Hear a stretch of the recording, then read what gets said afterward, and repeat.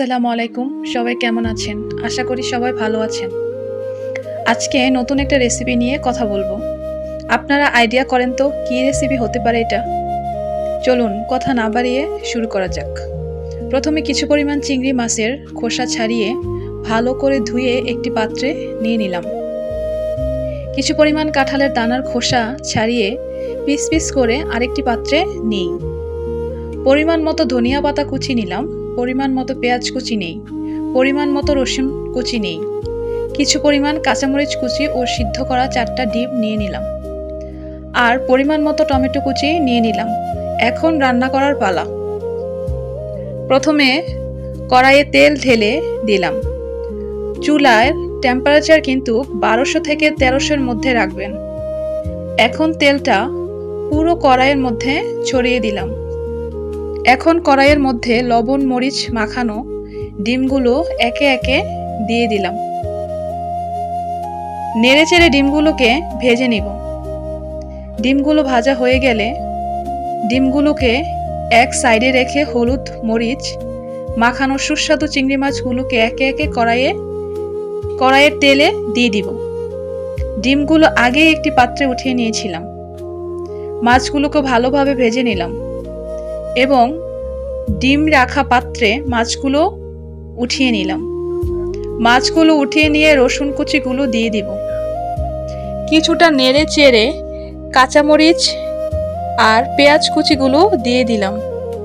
চুলার টেম্পারেচার 2000-এ দিয়ে কিছুটা নেড়ে চেড়ে ঢাকনা দিয়ে কড়াইয়ের মুখ ঢেকে দিলাম।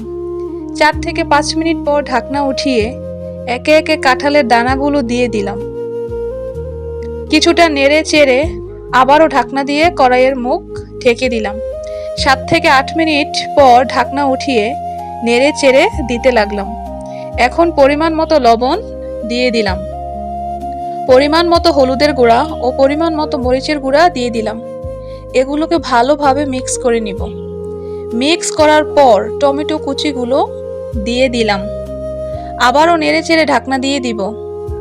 10 মিনিট পর ঢাকনা উঠিয়ে কিছুটা নেড়ে চেড়ে 1 কাপ পরিমাণ পানি দিয়ে দিলাম। এখন তরকারিতে যে পানি দেয়া হয়েছে তা কষিয়ে আনার জন্য আবারও ঢাকনা দিয়ে ঢেকে দিব। 10 থেকে 15 মিনিট পর ঢাকনা উঠিয়ে একে একে ডিমগুলো দিয়ে দিলাম এবং ভেজে নেওয়া চিংড়ি মাছগুলো একে একে দিয়ে দিলাম। এখন হালকাভাবে নেড়ে চেড়ে পুনরায় ঢাকনা দিয়ে দিব। 15 মিনিট পর ঢাকনা উঠিয়ে দেখলাম পানিটা কিছুটা কষিয়ে এসেছে। এখন তরকারির স্বাদ বাড়ানোর জন্য পরিমাণ মতো ধনিয়া পাতা কুচি দিয়ে দিব। আবারও কিছুক্ষণ নেড়েচেড়ে পরিবেশন করে দেখালাম মজাদার সুস্বাদু চিংড়ি মাছ আর ডিম দিয়ে বানানো কাঁঠালের দানার ভুনা রেসিপি। খেতে কি খুব ইচ্ছে করছে, তাই না?